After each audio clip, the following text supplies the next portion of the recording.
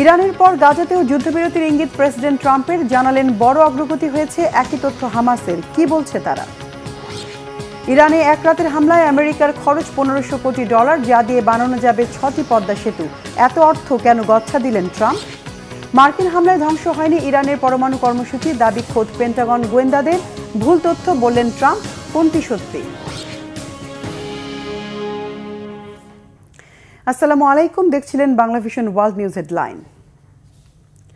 Iran ইসরায়েলের পর এবার ফিলিস্তিনের গাজাতেও শীঘ্রই যুদ্ধবিরতির ইঙ্গিত দিলেন মার্কিন প্রেসিডেন্ট ডোনাল্ড ট্রাম্প। জানালেন এ ব্যাপারে বড় অগ্রগতি হয়েছে, শীঘ্রই সুখবর আসছে বলেও মন্তব্য তার। প্রেসিডেন্ট ট্রাম্পের তথ্যে একমত জানিয়েছে ফিলিস্তিনের স্বাধীনতাকামী সংগঠন হামাসও। তারা জানিয়েছে যুদ্ধবিরতি ইস্যুতে সম্প্রতি তৎপরতা জোরালো করেছে মধ্যস্থতাকারী দুই দেশ কাতার ও মিশর।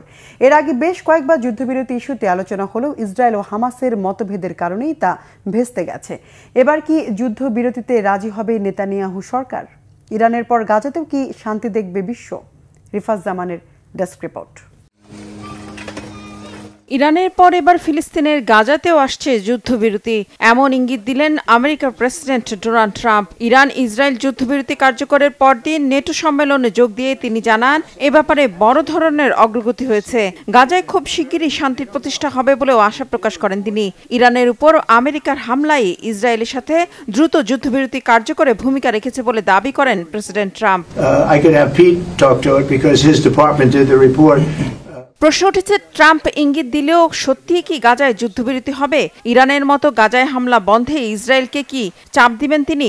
ইসরায়েল কি তাদের বর্বর আগ্রাসন বন্ধ করবে? হামাসকে নির্মূলের দোহাই দিয়ে যে ইসরায়েলি প্রধানমন্ত্রী বেনিয়ামিন নেতানিয়াহু গাজায় গেল 21 মাস ধরে গণহত্যা চালিয়ে যাচ্ছেন নিজের ক্ষমতা টিকিয়ে রাখতে, তিনি কি এত সহজে হাল ছেড়ে দিবেন? বন্ধ করবেন কি গাজায় হত্যাযজ্ঞ? গাজায় চলমান ইসরায়েলের নৃশংসতা থামাতে এরই মধ্যে বেশ কয়েকবার কূটনৈতিক আলোচনা বৈঠক হয়েছে, কিন্তু প্রতিবারই তা ভেস্তে গেছে চুক্তির শর্ত নিয়ে ফিলিস্তিনের স্বাধীনতাকামী সংগঠন হামাস ও ইসরায়েলের মধ্যে তীব্র মতভেদের কারণে। তাই নতুন করে আলোচনা শুরু হলেও এখনই যুদ্ধবিরতির সম্ভাবনা খুব বেশি এমনটা মনে করছেন না বিশ্লেষকরা। তারা বলছেন প্রধানমন্ত্রী নেতানিয়াহু নিজের ক্ষমতা আঁকড়ে রাখতে এখনই গাজা থেকে সরে নাও আসতে পারেন। এরই মধ্যে ইসরায়েলের এক শীর্ষ কর্মকর্তা জানিয়েছেন ইরানের পর এবার মনোযোগ গাজার দিকে ফিরে যাচ্ছে। হামাসকে দমন করে জিম্মিদের বাড়ি ফিরিয়ে আনার লড়াই চালিয়ে যাবেন।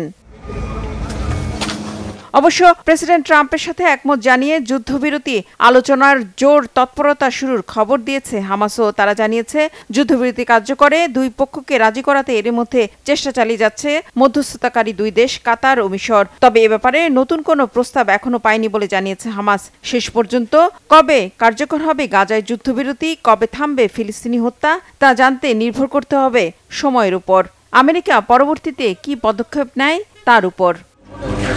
রিফাত জামান, বাংলা ভিশন নিউজ ডেস্ক। এদিকে ইরানের সাথে যুদ্ধবিরতির কয়েক ঘন্টা যেতে না যেতেই ফিলিস্তিনের গাজায় বড় ধরনের ক্ষতির মুখে পড়েছে ইসরায়েল। মঙ্গলবার গাজার মাটিতে পেতে রাখা বোমার আঘাতে প্রাণ হারিয়েছে 7 ইসরায়েলি সেনা। হেজেল জোবায়েরের ডেস্ক রিপোর্ট। গত কয়েক মাসের মধ্যে সবচেয়ে প্রাণঘাতী হামলার মুখোমুখি হল ইসরায়েলি বাহিনী আইডিএফ। মঙ্গলবার গাজায় প্রতিরোধ যোদ্ধাদের চালানো ভয়াবহ ওই হামলায় 7 ইসরায়েলি সেনার মর্মান্তিক মৃত্যু হয়েছে। একই দিন পৃথক 2 হামলায় আরও অন্তত 3 সেনা আহত হন। এদের মাঝে 2 জনের অবস্থা গুরুতর। বুধবার ইসরায়েলি বাহিনীর প্রকাশিত বিবৃতিতে বলা হয়, খান ইউনিসে অভিযান পরিচালনার সময় প্রতিরোধ যোদ্ধাদের পেতে রাখা বিস্ফোরকের সাথে ইসরায়েলি সেনাদের একটি সাঁজোয়া যানের সংঘর্ষ হয়। বিস্ফোরণে মুহূর্তে আগুনের লেলিহান শিখায় ছেয়ে যায় সাঁজোয়া যানটি। এতে যানটির ভেতরে থাকা 7 সেনা পুড়ে মারা যান। অনেক চেষ্টা করেও আগুন নিভিয়ে নিজেদের জীবন বাঁচাতে সক্ষম হননি তারা। আগুনে সাঁজোয়া যানটি পুরোপুরি বিধ্বস্ত হয়েছে বলে জানিয়েছে কর্তৃপক্ষ। পরে বিধ্বস্ত যান ও ওই সেনাদের মরদেহের অবশেষ উদ্ধার করে ইসরায়েলে নিয়ে যাওয়া হয়। পুরো ঘটনায় তদন্ত শুরু করেছে আইডিএফ। প্রতিরোধ যোদ্ধাদের বিস্ফোরক যন্ত্রটি সরাসরি সাঁজোয়া যানেই স্থাপন করা হয়েছিল কিনা তা খতিয়ে দেখা হচ্ছে। একই দিন প্রতিরোধ যোদ্ধাদের আরেক হামলায় গোলানি ব্রিগেডের 2 সেনা আহত হন। তাদের দিকে রকেট চালিত গ্রেনেড ছুড়ে মারা হয়। হামলায় আহত একজনের অবস্থা গুরুতর বলে জানিয়েছে আইডিএফ। এছাড়া আরেক হামলায় আরও এক সেনা গুরুতর আহত হন বলে জানানো হয়েছে। ইরানের সাথে যুদ্ধে ব্যাপক ক্ষয়ক্ষতির রেশ কাটতে না কাটতেই গাজায় একই দিনে 7 সেনার মর্মান্তিক মৃত্যু বড় ধাক্কা হয়ে এসেছে ইসরায়েলের জন্য। এই ঘটনায় এরই মাঝে গভীর শোক জানিয়েছেন ইসরায়েলের প্রেসিডেন্ট আইজ্যাক হারজগ। এক বিবৃতিতে তিনি বলেন, গাজায় কঠিন সময় পার করছে সেনারা, এক কঠিন যুদ্ধের মধ্যে আছে তারা। এরই মাঝে এত মৃত্যু মেনে নেওয়া যায় না। নিজেদের দেশ ও দেশের মানুষকে বাঁচাতে সেনারা যে আত্মত্যাগ করছে তার জন্য জাতি চিরকৃতজ্ঞ। ইসরায়েলের প্রতিরক্ষা মন্ত্রী ইসরায়েল কাটস বলেন, দেশের সার্বভৌমত্ব রক্ষা ও গাজা থেকে ইসরায়েলি জিম্মিদের উদ্ধার করতে গিয়ে বীরত্বের সাথে প্রাণ দিয়েছেন নিহত ওই 7 সেনা। আইডিএফ এর তথ্য মতে 2023 সালের 7 অক্টোবর থেকে চলমান গাজা যুদ্ধে এখন পর্যন্ত 440 ইসরায়েলি সেনা নিহত হয়েছেন। 7 অক্টোবর ইসরায়েলে হামলা শেষে 251 জনকে জিম্মি করে গাজায় নিয়ে যায় প্রতিরোধ যোদ্ধারা। তাদের মাঝে 49 জন এখনো গাজায় আছেন। এদের মধ্যে 28 জন ইতোমধ্যেই মারা গেছেন বলে মনে করছে ইসরায়েলি সেনাবাহিনী। হিজল জুবায়ের, বাংলা ভিশন। ইরানের সাথে যুদ্ধবিরতিতে গেলেও গাজা ভূখণ্ডে এখনও নৃশংস হামলা চালিয়ে যাচ্ছে ইসরায়েল। শুধু আবাসিক ভবন বা তাঁবুতেই নয়, ত্রাণ নিতে যাওয়া গাজাবাসীর ওপরও হামলা তীব্র করেছে ইসরায়েলি বাহিনী। প্রতিদিনই ত্রাণ কেন্দ্রে হামলা চালিয়ে শত শত ফিলিস্তিনিকে হত্যা করছে ইসরায়েলি দখলদার বাহিনী। চন্দ্রিকা মজুমদারের ডেস্ক রিপোর্ট। যুদ্ধবিরতিতে সম্মত হওয়ার পর ইরানে হামলার অবসান ঘটলেও গাজায় থেমে নেই ইসরায়েলি আগ্রাসন। এবার যেন দখলদার বাহিনীর গুলি এবং বোমার লক্ষ্য হয়ে দাঁড়িয়েছে ত্রাণপ্রার্থী গাজাবাসীরা। প্রায় 80 দিনের পর গত 27 মে গাজায় অবরোধ প্রত্যাহার করেছে ইসরায়েল। তবে খাবার সংগ্রহে ত্রাণ কেন্দ্রে গেলেই ঘটছে বিপত্তি। ত্রাণপ্রার্থীদের ভিড় লক্ষ্য করে চলছে ইসরায়েলি বাহিনীর এলোপাতাড়ি গুলি। প্রাণের বিনিময়ে পাওয়া এসব খাবারে রক্তের স্বাদ মিশে আছে জানিয়ে শোকে কাতর হচ্ছে গাজাবাসী। আমি আমার পরিবার, আমার ভাই বোনদের জন্য খাবার আনতে গিয়েছিলাম। সেখানে আমাদের লক্ষ্য করে গুলি চালায় ইসরায়েলি সেনারা। প্রচণ্ড গোলাগুলিতে আমি আহত হই, আমার হাতে গুলি লাগে। আমার সাথে আরও অনেকেই ইসরায়েলি বাহিনীর গুলির শিকার হয়েছে। তবে সবাইকে হাসপাতালে আনা সম্ভব হয়নি। রক্ত মিশে থাকা এসব খাবার খাওয়া আমাদের জন্য খুবই কঠিন। বুধবার গাজার দক্ষিণে সালা আল দিনের ত্রাণ কেন্দ্রে ইসরায়েলি হামলায় নিহত হয় অন্তত 25 ত্রাণপ্রার্থী ফিলিস্তিনি। আহত হয় 140 জন, যাদের মধ্যে 62 জনের অবস্থা আশঙ্কাজনক। একই দৃশ্য দেখা গেছে খান ইউনিস ও আলটিনাট ত্রাণ কেন্দ্রেও। মে মাসের শেষ থেকে এ পর্যন্ত গাজায় মানবিক সংগঠন হিউম্যানিটেরিয়ান ফাউন্ডেশন কাজ শুরু করার পর ইসরায়েলি সেনাবাহিনীর হামলায় গুলিবিদ্ধ হয়ে 410 জনেরও বেশি মানুষ নিহত হয়েছে। আহত 3000-এরও বেশি। তবে খাবার এবং প্রাণের দোটানায় বারবার ত্রাণের আশায় রাস্তায় বের হতে হচ্ছে তাদের। হামলায় মারা না গেলে আমরা ক্ষুধায় মারা যাব। এজন্য সব হুমকি উপেক্ষা করে ত্রাণের আশায় প্রতিদিন লাইনে দাঁড়াচ্ছি। প্রাণ নিয়ে বাঁচতে পারবো কিনা এই আশঙ্কা নিয়েই রাস্তায় নামছি আমরা। তবে সেখানেও গুলি, কোয়াডকপ্টার, ট্যাঙ্ক যে কোনো কিছু দিয়ে হামলা চালাচ্ছে ইসরায়েলি বাহিনী। তবে স্থানগুলিতে একটি দলের রাতভর সমাবেশ চিহ্নিত করায় এসব জায়গায় গুলি চালানো হয়েছে বলে হামলাগুলিকে ন্যায্যতা দিয়েছে ইসরায়েলি বাহিনী। Chandrika Majumdar, Bangla vision, news desk. Afghanistan, Iraq, Gaza যেখানেই পা দিয়েছে যুক্তরাষ্ট্র সেখানেই ঘটেছে রক্তপাত ও ধ্বংস। সম্প্রতি ইরানের পারমাণবিক স্থাপনায় বোমা বর্ষণের মধ্য দিয়ে আবারও আলোচনায় মধ্যপ্রাচ্যে আমেরিকার ব্যয়বহুল যুদ্ধনীতি। গেল 2 দশকের মার্কিন যুদ্ধ ব্যয় এখন $8 ট্রিলিয়ন, যা বাংলাদেশের প্রায় 117 বছরের বাজেটের সমান। বিশ্লেষকরা বলছেন, এবারের বিমান হামলার মাধ্যমে যুক্তরাষ্ট্র কেবল ইরান নয় বরং পুরো মধ্যপ্রাচ্যকে ঠেলে দিয়েছে অত্যন্ত নাজুক পরিস্থিতিতে। মুখে শান্তির কথা বললেও যুদ্ধের ব্যবসা যেন আমেরিকার আসল নীতি। হাফিজুল ইসলামের ডেস্ক রিপোর্টে বিস্তারিত। বছরের পর বছর ধরে যুদ্ধ সংঘাতে একের পর এক দেশ ধ্বংস করছে যুক্তরাষ্ট্র। এর জন্য ব্যয় হচ্ছে বিলিয়ন বিলিয়ন ডলার। ইরানে সাম্প্রতিক মার্কিন হামলায় অংশ নেয়া 7টি B-2 স্টেলথ বোমারু বিমানের এক একটির দাম প্রায় $210 কোটি। 3টি পরমাণু স্থাপনায় ফেলা 14টি বাংকার বাস্টার বোমার প্রতিটির মূল্য $মিলিয়ন বেশি। এছাড়াও অভিযানে অংশ নেয় প্রায় 125টি বিমান।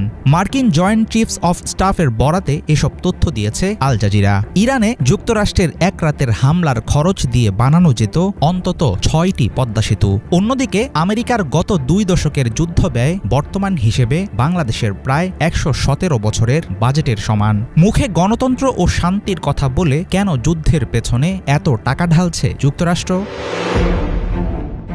আফগানিস্তান থেকে ইরাক, সিরিয়া থেকে ইয়েমেন, যেখানেই পা রেখেছে আমেরিকা সেখানেই ছড়িয়েছে ধ্বংসের আগুন। ইরানে সরাসরি হামলার মধ্য দিয়ে নতুন করে সামনে আসলো মধ্যপ্রাচ্যে মার্কিন ব্যয়বহুল সামরিক উপস্থিতির ভয়ঙ্কর রূপ। প্রভাবশালী সংবাদ মাধ্যম আল জাজিরায় প্রকাশিত এক রিপোর্ট অনুসারে 1959 সাল থেকে এখন পর্যন্ত ইসরায়েলকে অন্তত $25,120 কোটি দিয়েছে যুক্তরাষ্ট্র। 2016 সালের চুক্তি অনুযায়ী 2028 সাল পর্যন্ত প্রতি বছর ইসরায়েলকে $380 কোটি দিচ্ছে আমেরিকা। গাজায় আগ্রাসন শুরুর পর কেবল 1 বছরেই অতিরিক্ত আরও প্রায় $1,800 কোটি দিয়েছে ওয়াশিংটন। এই টাকায় গাজাকে রীতিমতো ধ্বংসস্তূপে পরিণত করেছেন বেনিয়ামিন নেতানিয়াহু। 2001 সাল থেকে এখন পর্যন্ত যুক্তরাষ্ট্র পরিচালিত যুদ্ধ ও আগ্রাসনে সরাসরি প্রাণ হারিয়েছে প্রায় 9,40,000 মানুষ। Afghanistan, Iraq, Syria, Pakistan, Yemen সহ নানা সংঘাতের পেছনে আমেরিকার দেওয়া যুক্তিগুলোর অনেকটাই এখন ভুল হিসাবে প্রমাণিত। ইরাকে গণবিধ্বংসী অস্ত্রের অস্তিত্ব আছে, যুক্তরাষ্ট্রের এমন দাবির কোনো প্রমাণ মেলেনি, অথচ সেই অজুহাতে দীর্ঘদিনের অভিযানে দেশটিকে পঙ্গু করে দিয়েছে আমেরিকা। এর আগে টুইন টাওয়ার হামলার প্রতিশোধের ঘুঁটি হিসেবে আফগানিস্তানও শিকার হয়েছে একই পরিণতির। 2023 সালে গাজায় আগ্রাসন শুরুর পর থেকে চলতি বছরের জুন পর্যন্ত প্রাণ হারিয়েছে 56,000-এর বেশি মানুষ। যুক্তরাষ্ট্রের যুদ্ধমুখী নীতি মধ্যপ্রাচ্যে শুধু মানবিক বিপর্যয়ই ঘটায়নি, তৈরি করেছে ভয়ানক অর্থনৈতিক ক্ষয়ক্ষতি। মার্কিন গবেষণা প্রতিষ্ঠান ওয়াটসন ইনস্টিটিউটের তথ্য অনুসারে গত 2 দশকের যুদ্ধ খাতে সরাসরি $5.8 ট্রিলিয়ন খরচ করেছে যুক্তরাষ্ট্র। এর মধ্যে প্রতিরক্ষা বিভাগে $2,10,000 কোটি, হোমল্যান্ড সিকিউরিটিতে $1,10,000 কোটি, $88,400 কোটি বাজেট বৃদ্ধি সহ যুদ্ধাহত সেনাদের চিকিৎসায় খরচ হয়েছে $465 বিলিয়ন। এর সাথে আছে $1 ট্রিলিয়ন বেশি সুদ। সেনা পুনর্বাসন ও চিকিৎসা খাতেও রয়েছে বড় ব্যয়। 2001 সালের পর থেকে যুক্তরাষ্ট্রের মোট যুদ্ধ ব্যয় দাঁড়াবে $8 লাখ কোটি। মধ্যপ্রাচ্যে বিপুল পরিমাণ খরচের বিনিময়ে কি পেয়েছে আমেরিকা সেটা এক অমীমাংসিত বিষয়। বিশাল ব্যয়, লাখো প্রাণের মৃত্যু আর ধ্বংসের রাজনীতি মার্কিন অবস্থানকে নিরাপদ করেছে বলে মনে করেন না সামরিক বিশ্লেষকেরা। বিশ্বের ইতিহাসে সবচেয়ে ব্যয়বহুল, রক্তাক্ত ও দীর্ঘমেয়াদী সামরিক অভিযানের নাম হবে যুক্তরাষ্ট্রের মধ্যপ্রাচ্য ও আফগান যুদ্ধ। এই পরিসংখ্যান একক কোনো দেশের সংঘাতের ইতিহাসে নজিরবিহীন। এমন বাস্তবতায় প্রশ্ন হল, যুদ্ধকে ব্যবসায় পরিণত করে যে অপরাধ করে চলেছে আমেরিকা, পৃথিবীর কোন আদালতে হবে তাদের বিচার? হাফিজুল ইসলাম, বাংলা ভিশন। মার্কিন হামলা ইরানের পারমাণবিক কর্মসূচি ধ্বংস হয়নি, বরং মাত্র কয়েক মাসের জন্য পিছিয়ে গেছে। খোদ মার্কিন গোয়েন্দাদের এমন তথ্যকে সত্যি নয় বলে ও সম্পূর্ণ ভুল বলে দাবি করেছেন মার্কিন প্রেসিডেন্ট ডোনাল্ড ট্রাম্প। মার্কিন প্রেসিডেন্ট তার সামাজিক যোগাযোগ মাধ্যম ট্রুথে দেয়া পোস্টে দাবি করেছেন, পেন্টাগন সামরিক ইতিহাসের সবচেয়ে সফল একটি অভিযানকে হেয় করার চেষ্টা করছে। পেন্টাগনের গোয়েন্দা শাখা ডিফেন্স ইন্টেলিজেন্স এজেন্সি বা ডিআইএ জানিয়েছে, ইরানের সমৃদ্ধকৃত ইউরেনিয়ামের মজুত এবং সেন্ট্রিফিউজের বেশিরভাগই অক্ষত রয়েছে। তাদের এই তথ্য প্রকাশের পরই তোলপাড় শুরু হয় ট্রাম্প প্রশাসন ও গোটা বিশ্বে। মীর ফজলে রাব্বির ডেস্ক রিপোর্ট। যুদ্ধ শেষ হয়েছে, আর শুরু হয়েছে যুদ্ধ পরবর্তী লাভ ক্ষতির নানা হিসাব নিকাশ। ইরানের পারমাণবিক স্থাপনায় হামলার পর সেটিকে অসাধারণ সাফল্য বলে আখ্যা দিয়েছিলেন মার্কিন প্রেসিডেন্ট ডোনাল্ড ট্রাম্প। ইরানের পারমাণবিক কর্মসূচি সম্পূর্ণ ধ্বংস হয়েছে বলে দাবি করেছিলেন ভাইস প্রেসিডেন্ট জেডি ভ্যান্স। কিন্তু বাস্তবতা হলো, ধ্বংস তো দূরে থাক, এই হামলায় ইরানের পারমাণবিক স্থাপনার উল্লেখযোগ্য কোনো ক্ষতি হয়নি। ইরানে মার্কিন হামলার জেরে দেশটির পারমাণবিক কর্মসূচি মাত্র কয়েক মাসের জন্য পিছিয়ে গেছে। সম্প্রতি এক প্রাথমিক মূল্যায়নে এমন তথ্যই দিয়েছে খোদ মার্কিন গোয়েন্দা সংস্থা। 24শে জুন মার্কিন প্রতিরক্ষা মন্ত্রণালয়ের গোয়েন্দা শাখা এবং ইউএস সেন্ট্রাল কমান্ডের মূল্যায়নের বরাতে এই রিপোর্ট প্রকাশ করে মার্কিন সংবাদ মাধ্যম সিএনএন। গত 22 জুন ফোর্দো পারমাণবিক কেন্দ্রে B2 স্টিলথ বোমারু বিমান থেকে 30,000 পাউন্ডের বাংকার বাস্টার বোমা ছোড়া হয়। এটি ছিল হামলার সবচেয়ে কৌশলগত অংশ। সূত্র থেকে জানা যায় ফোর্দো, নাতানজ ও ইস্পাহান এই 3 স্থানেই ক্ষতি মূলত ভূমির ওপরের কাঠামোর মধ্যেই সীমাবদ্ধ ছিল।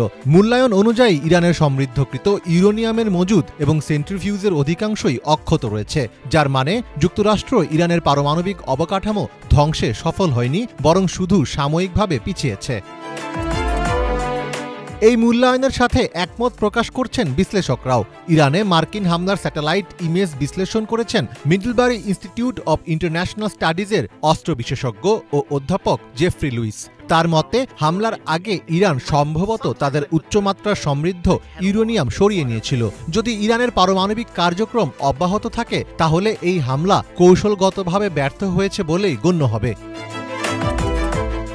তবে মার্কিন গোয়েন্দা সংস্থার এই মূল্যায়নকে সম্পূর্ণ ভুল বলে উল্লেখ করেছে হোয়াইট হাউস। হোয়াইট হাউসের প্রেস সেক্রেটারি ক্যারোলিন লেভিট এক বিবৃতিতে বলেন, এই মূল্যায়ন খুবই গোপনীয় একটি বিষয়। তারপরও একজন অজ্ঞাত ও নিম্নস্তরের ব্যর্থ ব্যক্তি CNN এর কাছে এটি ফাঁস করে দিয়েছেন। আসলে এর উদ্দেশ্য হচ্ছে প্রেসিডেন্ট ট্রাম্পকে হেয় করা এবং নিখুঁতভাবে অভিযান পরিচালনাকারী পাইলটদের অসম্মান করা।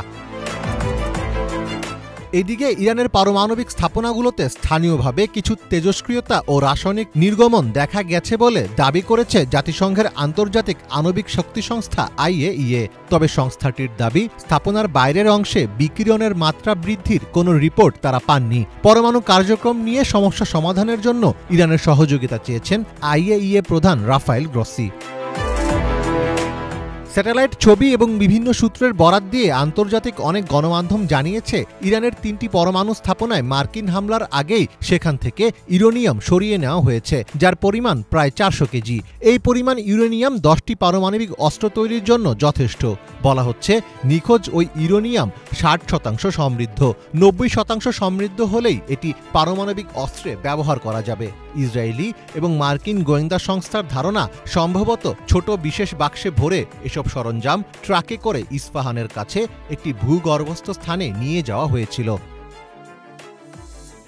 মীর ফজলে রাব্বি, বাংলা ভিশন। যুক্তরাষ্ট্রের নিউ ইয়র্ক শহরের ইতিহাসে প্রথমবারের মতো মুসলিম মেয়র হতে যাচ্ছেন জোহরান মামদানি। 24 জুন অনুষ্ঠিত প্রাইমারি নির্বাচনে তিনি পেয়েছেন 43.5% ভোট। এখন যদি নভেম্বরের মূল নির্বাচনে জয় পান তাহলে তিনি হবেন শহরটির ইতিহাসের প্রথম মুসলিম মেয়র। জোহরান মামদানিকে নিয়ে আরো জানাচ্ছেন ইমরান মাহমুদ।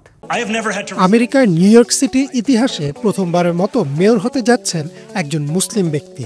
তার নাম জোহরান মামদানি। 2025 সালের 24 জুন অনুষ্ঠিত প্রাইমারি নির্বাচনে তিনি বড় ধরনের জয় পেয়েছেন, যেখানে তার প্রতিদ্বন্দ্বী ছিলেন নিউ ইয়র্কের সাবেক গভর্নর অ্যান্ড্রু কুয়োমো।